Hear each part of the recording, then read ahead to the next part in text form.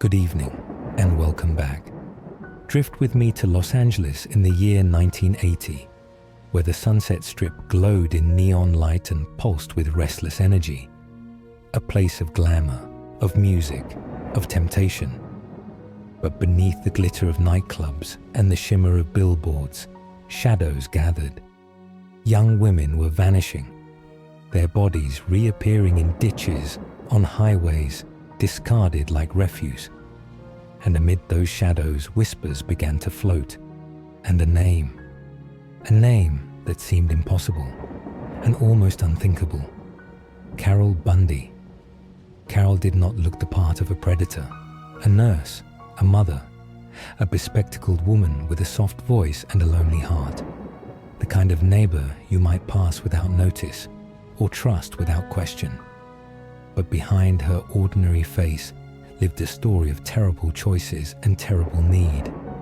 One that would bind her forever to another name, Doug Clark, and to the legacy of murder they carved together on the California Sunset Strip. Carol Bundy's tale is not only about killing, but about surrender, how weakness can be weaponized, how a desperate need for love can twist into complicity, and how a woman who longed to be chosen found herself instead choosing darkness. So come, return with me tonight to the City of Angels and to the tale of the woman behind the Sunset Strip murders. Long before the neon of Los Angeles, long before the Sunset Strip shimmered in Carol's future, there was a girl in Massachusetts, a child born in 1942 in the old mill town of Lowell. Her name was Carol Mary Peters, though the world would remember her later by another name. Her childhood was no gentle thing. From the earliest days, she carried scars that never healed. Her father was a violent man, a figure who ruled the house not with love but with terror. The punishments he dealt out were harsh, the boundaries he broke unthinkable. Accounts tell of physical and sexual abuse, a home where safety never lived. Her mother could not shield her, some say would not. And soon enough, Carol was left to navigate a childhood of dark shadows. For a little girl, such cruelty does not only bruise the body, it carves hollows into the heart. Carol learned early that affection was dangerous, that trust was a fragile thing. But she also learned to crave what she never had. Tenderness, devotion, the feeling of being chosen. It was a hunger that would follow her all her life. In school, she was quiet, shy, and often withdrawn. Other children could sense her difference. She wore thick glasses, battled with self-image, and seemed to drift at the edges of the crowd. The loneliness of those years would leave her eager to attach herself to anyone who offered the promise of care. By adolescence, Carol's path veered toward escape. She married young, grasping at the first arms that offered refuge. But the refuge never lasted. Her first marriage failed, then another. Each unraveling left her more desperate, more willing to bend herself into whatever shape she thought might keep someone near. She became a mother. She worked as a nurse. She stitched together a life that looked ordinary from the outside. But inside, she remained the same girl from Lowell, wounded, hollow, and aching for love at any cost.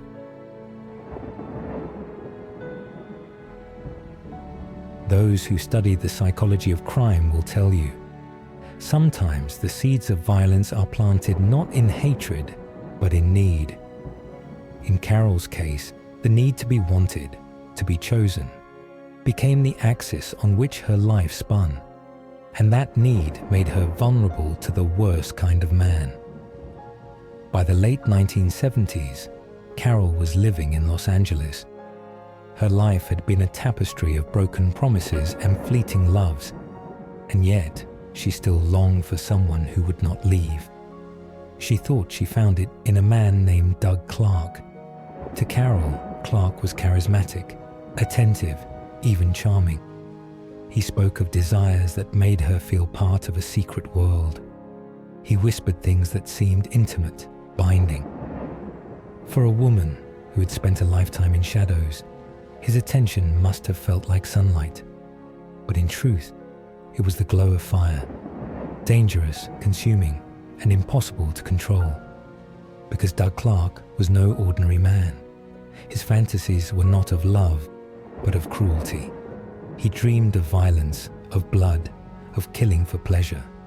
And Carol, starved for affection, did not turn away. Instead, she leaned closer.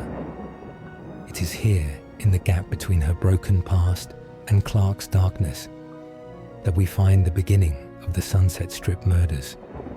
Not in a sudden eruption of violence, but in a lifetime of wounds that left one woman ready to follow a monster into the abyss. The year was 1979. Los Angeles shimmered with promise, but for Carol Bundy, life had narrowed into quiet desperation.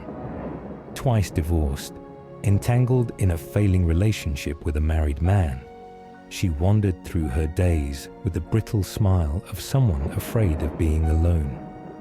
It was in this fragile state that she crossed paths with Douglas Daniel Clark, the man who would become both her lover and her ruin. Clark was different from the others who had drifted in and out of Carol's life. Handsome, confident, and charming in a way that drew women in, he carried himself with a swagger that spoke of hidden depths. Where Carol was meek and eager to please, Clark exuded dominance. To her, he seemed magnetic, irresistible, the answer to a lifetime of loneliness. But Doug Clark's depths were not filled with tenderness. They were dark caverns, littered with fantasies of blood and cruelty. And when Carol leaned close enough to listen, she didn't recoil. She let the darkness seep in. Their relationship was born of imbalance, one needy, one domineering. But it quickly grew into something far more sinister. Clark began to reveal his private fantasies, picking up young girls, using them, killing them. These weren't idle musings whispered in moments of intoxication. They were plans, carefully nurtured. And rather than walking away, Carol leaned deeper into his world, eager to prove her devotion.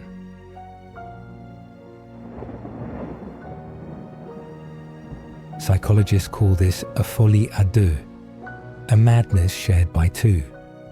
It happens when one partner, usually dominant, projects delusions or desires onto the other, and the weaker partner absorbs them until the lines blur between their own identity and the madness they are invited to join. For Carol Bundy, this was the beginning of such a descent. At first, she played the role of enabler. She entertained Clark's sadistic talk, even helped lure young women into his orbit. He took pleasure in watching her compliance, in testing how far she would go. Carol, desperate not to lose him, obliged. She brought him gifts, indulged his every whim, even shared in the fantasies he wove late at night. Neighbors and co-workers saw none of this. To them, Carol remained the ordinary woman with thick glasses and a shy demeanor, a nurse who kept to herself. Behind closed doors, however, her apartment became a stage where Clark's darkest cravings played out, a place where sex, manipulation, and violence blended into rituals that blurred the line between fantasy and reality. It was not long before fantasy became flesh. Clark began taking Carol along as he prowled the Sunset Strip, hunting for young sex workers and runaways. The Strip was a neon carnival, alive with music and temptation, but it was also a hunting ground. Clark boasted of his kills, describing in detail the thrill of watching life drain from his victims. Carol, instead of recoiling, absorbed these confessions like a sacrament. Sometimes she helped clean up the blood, Sometimes she disposed of evidence. Always she stayed. What bound her to Clark was more than lust. It was dependency. For the first time in her life, Carol felt chosen, even if what she was chosen for was unthinkable. To her, Clark's darkness was proof of intimacy, a secret world only they shared, and she would do anything to keep that bond. Together, they would soon graduate from talk and whispers to full participation. Carol would not only listen, not only enable. She would take life into her own hands. In Doug Clark, she found a monster. But in Carol Bundy, he found something equally dangerous. A woman so desperate for love, so hollowed out by a lifetime of abandonment, that she would help him turn the neon glow of Los Angeles into a theater of blood.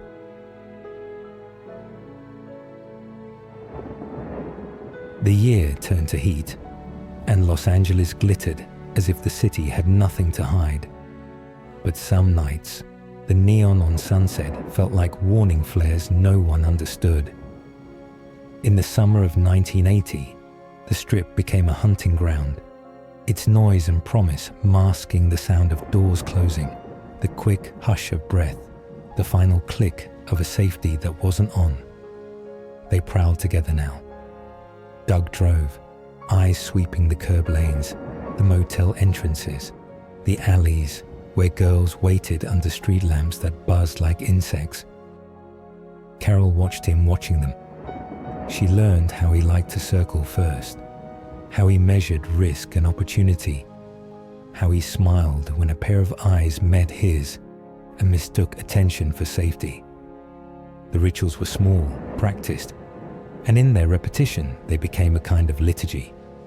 The slow roll to the curb, the negotiations, the promises, fast cash, a ride home, just a few minutes. Lies smoothed like fabric with the palm of a hand. Some of the girls were so young, they seemed barely made of anything at all, just bone and hope tied together with hunger. Runaways and the unseen, as if invisibility itself had led them into his orbit. They slid into the passenger seat or the back, the city roaring past, its soundproof glamour indifferent to small, final moments.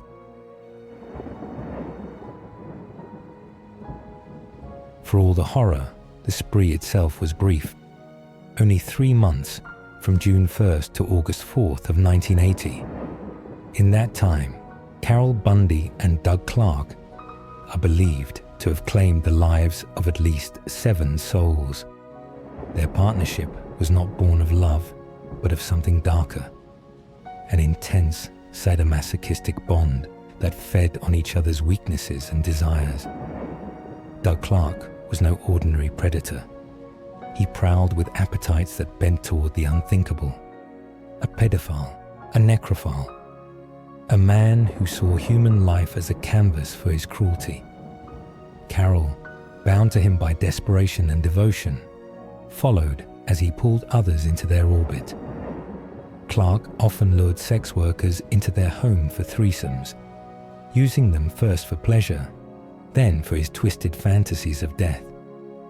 Most of the women were shot and discarded, their bodies mutilated, their dignity stolen even after death. Clark, consumed by his urges, sometimes desecrated the very remains he left behind.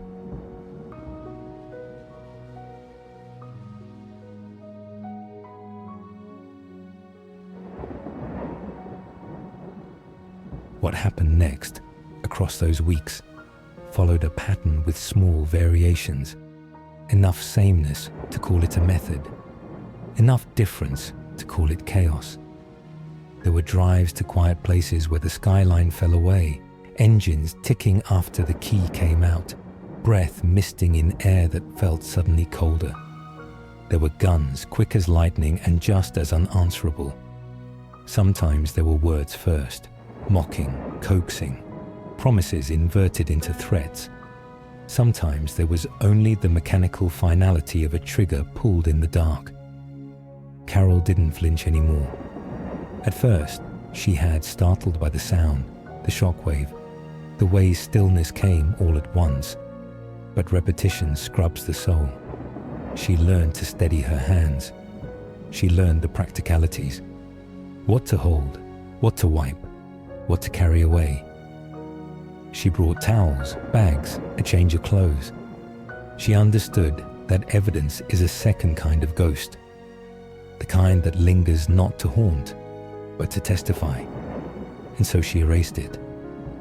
There were nights when the violence lingered past the killing, when degradation stretched on and the body became a stage for the darkest play Doug could imagine. He collected things that should never be collected. Images, tokens, pieces of what had been a person only minutes before. He spoke to Carol in a new grammar, a language made of cruelty and dare. How far would she go for him? How much would she risk?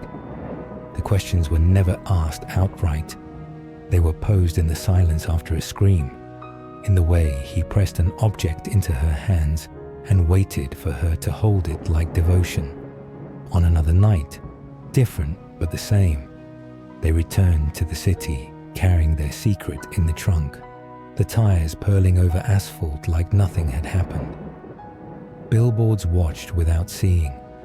The strip glittered without blinking. The radio offered cheerful songs to fill the car with someone else's voice. Carol rolled down the window and let the wind scatter what it could of the smell. If the murders had only been about death, perhaps the fear would have come later.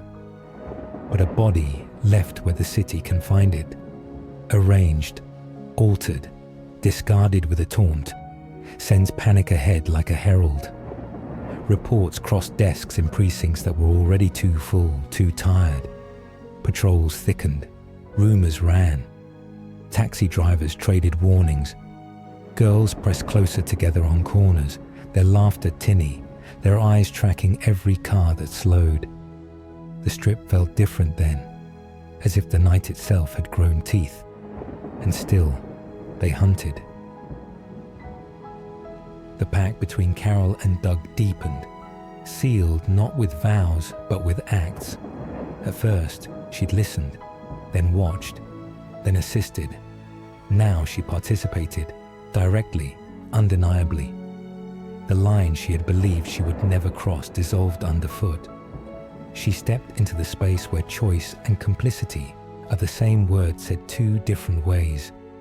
When he demanded proof of loyalty, she found it within herself, that cold, final courage that isn't courage at all, and she gave him what he wanted. There was music in their lives too, a different man, a different orbit, a performer with a guitar and a stage-light smile, someone who should have remained merely a chapter in Carol's complicated longing. But loose ends are dangerous things, and Doug spoke of them like surgeons speak of infection. Remove it, or it will kill you. In the quiet after those words, Carol made a decision that would mark her forever. The act was messy and desperate. A crime without his steering hand on the wheel, blood on upholstery, a head turned into evidence that could be ferried like a secret in a bag. Afterward, she moved through the world as if on a boat cut loose from its moorings. Everything pitched, nothing stayed still. By then, fear had a shape in Los Angeles. Detectives built timelines on corkboards, pushed pins into maps, tugged red thread between scenes. The victims were written in blue ink that smudged if you weren't careful. A city that prided itself on spectacle found itself transfixed by a darker show. The steady roll of headlines, the whispered nickname that made the strip feel like a graveyard lit by neon. Witnesses, when they could be found, offered fragments, a car model, a laugh through an open window, the way a man's eyes went flat when he thought no one was watching. Carol watched the net tighten and told herself it wouldn't hold, that they were special, different, too clever for the common snares that trap common criminals. She had come to believe in their exceptionality, the ugly miracle of being chosen. But isolation is a brittle sanctuary. Under pressure, it cracks. At night, she dreamt of the girls, faces she claimed not to remember, but somehow always did. In the morning, she pushed the dreams down and folded the sheets with methodical care. She cooked, she cleaned. She listened for Doug's key in the lock. When it turned, something in her unclenched and something else tightened, and between those two motions, her life now existed. There were final nights, the kind that echo. Nights when the violence peaked, when the trophies taken were an argument against the soul itself, when the city seemed to lean in close as if it too wanted to know how far two people could fall. And then there were quieter nights, just the two of them in a room heavy with the smell of old smoke and newer things, planning the next search, counting the money, discussing headlines like they were reading about strangers. But the city was learning their names. The pattern had begun to cohere in the minds of men and women whose work is to see what others miss. The investigation narrowed, the questions grew sharper, the whispers closer. And inside the small apartment, where the curtains always seemed to be drawn, Carol began to feel a new current in the air, one not born of excitement or fear, but of inevitability. Because blood on Sunset has a way of shining even in the dark. Because threads, once pulled, will unravel a whole garment. Because the pact you believe will bind you to love forever often binds you only to consequence. Soon the end of summer would bring a reckoning. Confessions spoken like a dam finally breaking. Names offered up, details laid bare. A city would discover not just a hunter with a gun and a grin, but the woman beside him who learned to steady her hands. And when the sirens finally converged, they would not sing for one, they would sing for two.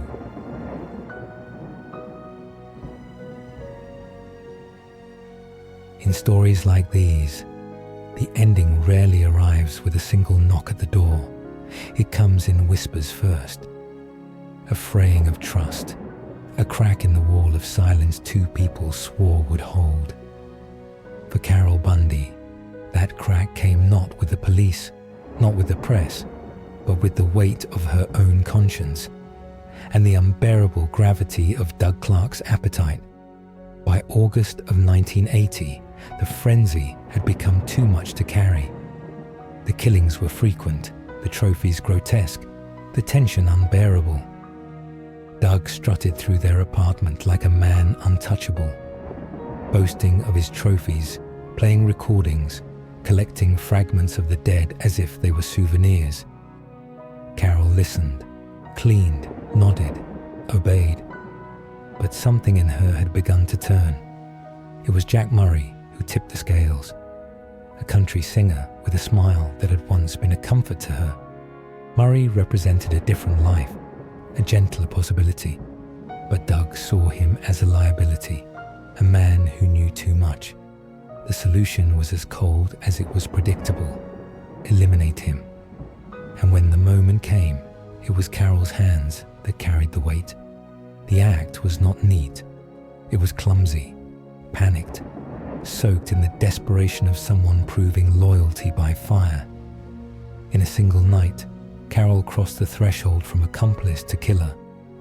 Murray's body was discovered in a van, his head severed, his life erased by the woman who had once adored him. For Carol, the guilt burned hotter than the satisfaction of proving herself.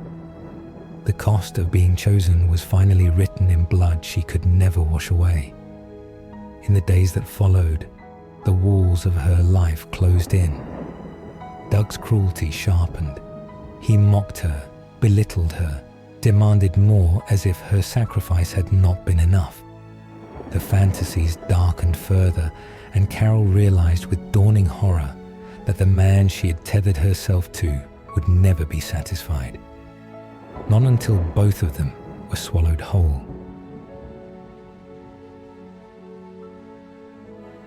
Her breaking point came not in the silence of their apartment, but in the open, ordinary daylight of the nurses' lounge at the Valley Medical Center where she worked.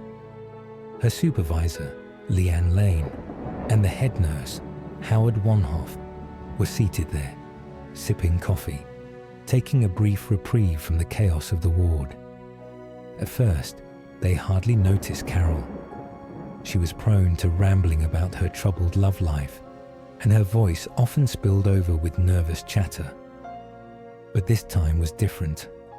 Carol's words tumbled out feverishly, fragments of horror woven into the familiar complaints about her boyfriend. Leanne tried to tune it out, but something in Carol's tone forced her to listen. Slowly, the pieces clicked into place. The boyfriend she spoke of was Doug Clark. The problems she hinted at were murders, and the details were too specific, too chilling to dismiss as delusion. Leanne Lane felt the cold hand of truth close around her. She and Wanhoff listened in disbelief as Carol painted pictures no one should ever hear.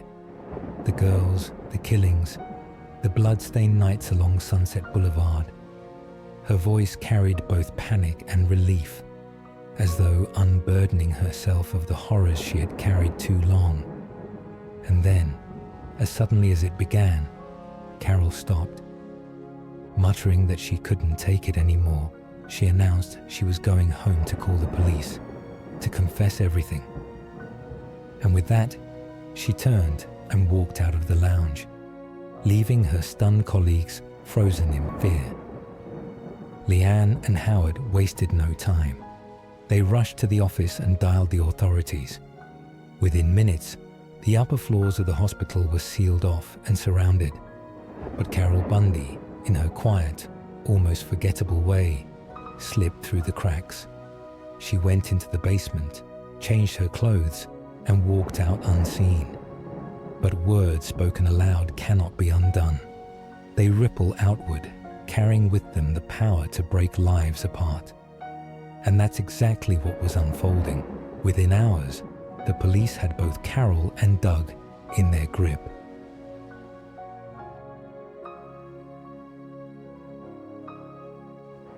At the station, under the harsh fluorescence, Carol's voice grew steadier. She told detectives everything: the murders, the trophies, the nights of prowling. She painted Doug Clark as the monster, the hunter, the sadist, who had manipulated her into silence and complicity. She cast herself as broken, desperate, a woman who had fallen into the orbit of evil too strong to resist.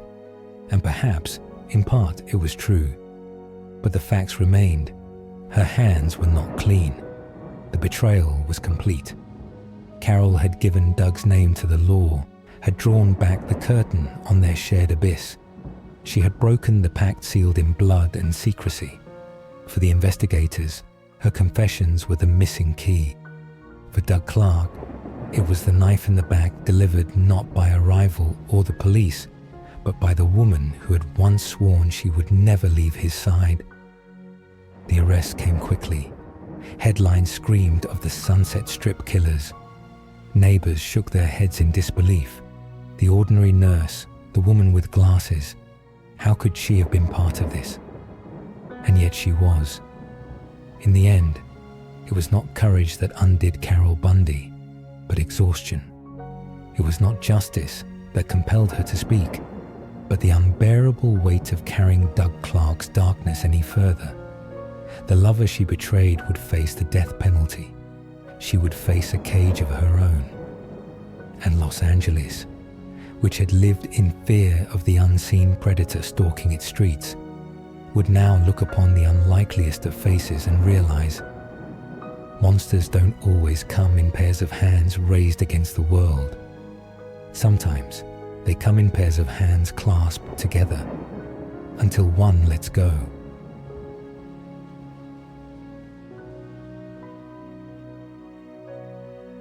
The courthouse in Los Angeles was heavy with heat and expectation when Carol Bundy entered in 1983 to face the weight of her crimes. the woman who once drifted quietly through life, nurse, mother, neighbor, now stood as a confessed murderer, her name tied forever to Doug Clark and the Sunset Strip murders. The trial did not unfold like Clark's. He demanded the spotlight, insisting on his own brilliance, relishing every headline. Carol was different. She pled guilty. Her voice, subdued, lacked the swagger of the man she once loved. But guilt did not erase her role. It only framed it. She confessed to 2 murders outright. Jack Murray, the country singer whose life she had stolen in a desperate act of loyalty, and an unidentified young woman, lured and destroyed in the whirlwind of Clark's fantasies. The court accepted her pleas, and though prosecutors knew the full scope of her complicity stretched further, these 2 counts were enough to ensure she would never again walk free. For her crimes, Carol Bundy was sentenced to life in prison with the possibility of parole after 52 years. It was a sentence that, in practice, meant death behind bars. Doug Clark, tried separately, would receive the death penalty. Their bond, once sealed in blood and secrecy, was severed forever in the sterile language of sentencing. In prison, Carol receded into the anonymity she had once seemed destined for. A woman of thick glasses and round face, her notoriety fading as years turned into decades. She did not seek the limelight. She did not protest innocence. She lived quietly, the noise of Sunset Boulevard reduced to memory and echo. For Doug Clark, it was different. From his cell on death row, he raged, appealed, wrote letters, and clung to the idea of control even as the years drained away. He never forgave Carol for betraying him. He called her weak, treacherous, the reason his empire of cruelty collapsed.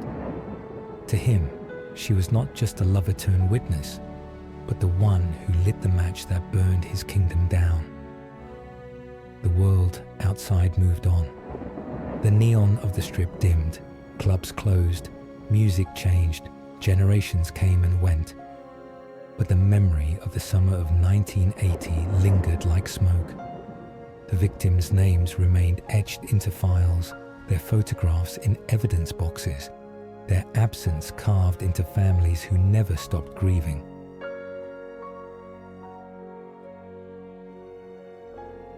Behind Chowchiller's walls, Carol aged. Her hair thinned, her body weakened, but her story never entirely disappeared. Reporters occasionally sought her out, curious about the woman who had walked beside a killer and then killed herself. Psychologists cited her case when discussing coercion, dependency, and the rare but chilling category of female serial offenders.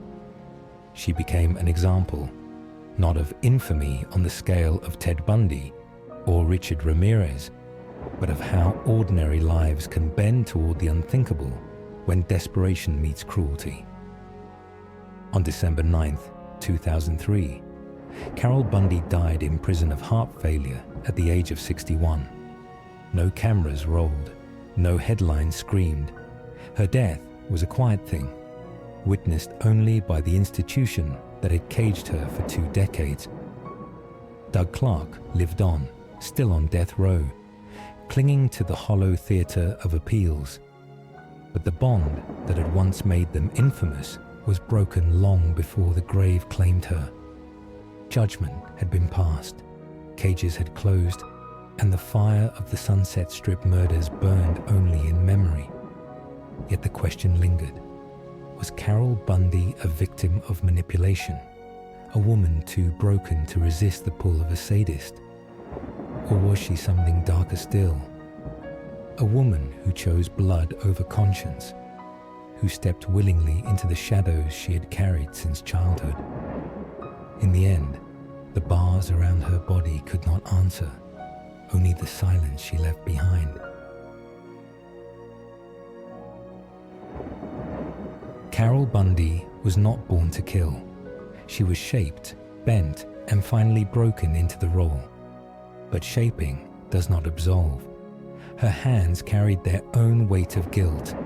She was not only the witness, not only the accomplice, but at times the executioner herself. The nurse who once healed became the woman who cut life short. When we look back, we often search for a single cause, a neat answer that explains how such things can happen. But the truth is messier. Carol was both victim and villain, a child of abuse who grew into a woman capable of horrors.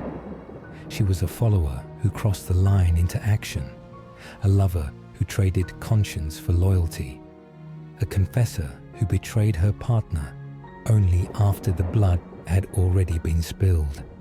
In that complexity lies her legacy. She reminds us that evil does not always appear with sharp teeth and blazing eyes. Sometimes it looks like a quiet woman with thick glasses, someone who blends into the background of life until the day she doesn't.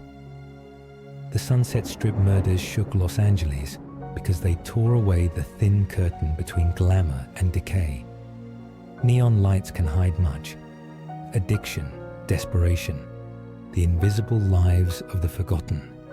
But when Doug Clark and Carol Bundy hunted there, the strip revealed itself as something darker, a carnival of masks where predators could walk unnoticed, where the invisible could vanish entirely. And so Carol Bundy takes her place among the rare but chilling stories of women who killed not out of rage or profit, but in partnership. She stands with Myra Hindley beside Ian Brady, with Rosemary West beside Fred. Figures who remind us that sometimes the monster does not work alone. Sometimes it works in pairs, feeding one another, each completing the other's darkness.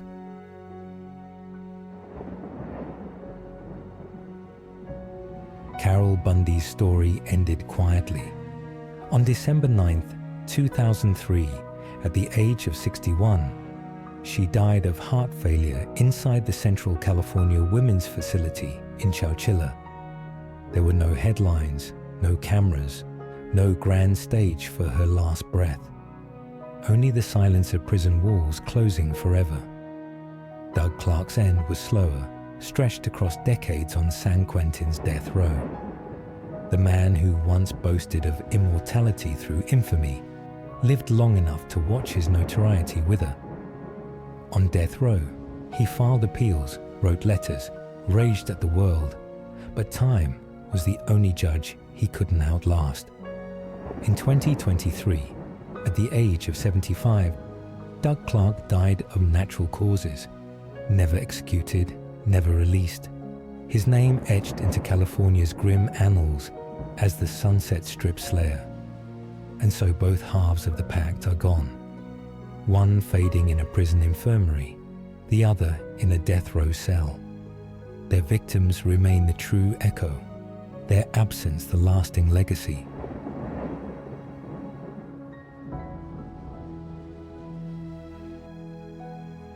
Thanks for listening. This has been Fireside Crime Stories, where the darkest tales are always read by Firelight. If you haven't already, subscribe, and before you drift off, toss a little fuel on the fire. Hit that like button, ring that bell, so when the shadows shift again, you'll be the first to know that another fire's burning and another story's being told. Until next time, rest well.